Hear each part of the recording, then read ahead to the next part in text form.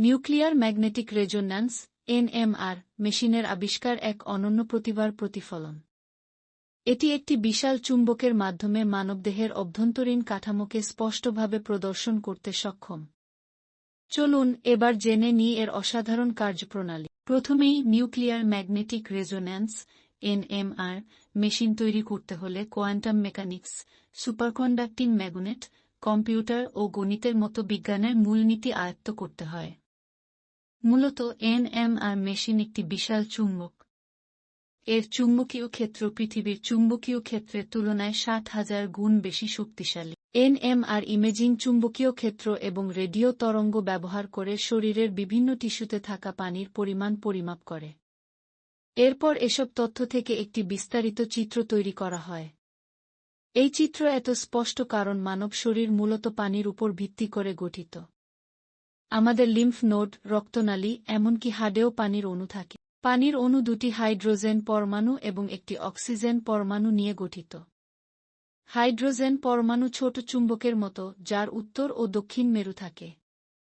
যখন কেউ এনএমআর মেশিনে শুয়ে পড়ে, তখন মেশিনের ভিতরের ইলেকট্রোম্যাগনেট এবং রেডিও ফ্রিকোয়েন্সি কয়েল হাইড্রোজেন পরমাণুগুলোর অবস্থান সাময়িকভাবে একদিকে সারিবদ্ধ করে। এই প্রক্রিয়ায় বড় চুম্বকীয় ক্ষেত্রে হাইড্রোজেন পরমাণুগুলো তাদের স্বাভাবিক অবস্থায় ফিরে যাওয়ার চেষ্টা করে এবং এর ফলে ঘূর্ণায়মান গতি সৃষ্টি হয়।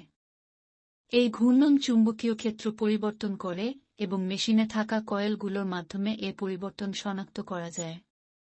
এভাবে বিদ্যুতের প্রবাহ পরিমাপ করে সংকেত তৈরি করা হয়। ক্যান্সার বা অন্য রোগাক্রান্ত টিস্যুতে হাইড্রোজেন পরমাণু বেশি থাকে।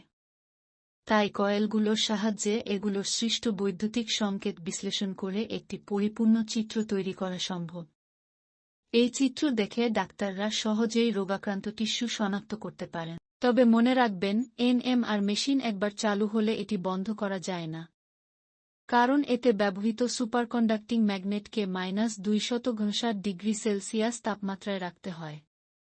মেশিন বন্ধ করলে লিকুইড হিলিয়াম বাষ্পীভূত হয়ে যায় এবং এটি প্রতিস্থাপন করতে প্রায় 6 লাখ টাকা খরচ হয়। উপরোক্ত আলোচনা নিউক্লিয়ার ম্যাগনেটিক রেজোন্যান্সের কাজের মূলনীতি ব্যাখ্যা করে। যদি আপনি আরও বৈজ্ঞানিক উদ্ভাবন সম্পর্কে জানতে চান, বিজ্ঞানের ইতিহাস শীর্ষক বইটি পড়ে দেখতে পারেন। বইটি মৌলিক নীতির সাথে ব্যবহারিক বিজ্ঞানকে যুক্ত করেছে, যা আপনার জ্ঞান বাড়ানোর পাশাপাশি বিজ্ঞান চর্চায় উৎসাহিত করবে। এটি কিশোর-কিশোরী থেকে শুরু করে বড়দের জন্য উপযোগী। তাই বইটি যদি এখনও পাওয়া যায়, সংগ্রহ করে বিজ্ঞান শিখুন, বৈজ্ঞানিক চিন্তাধারা গড়ে তুলুন এবং নিজের কৌতূহলকে আরও সমৃদ্ধ করুন।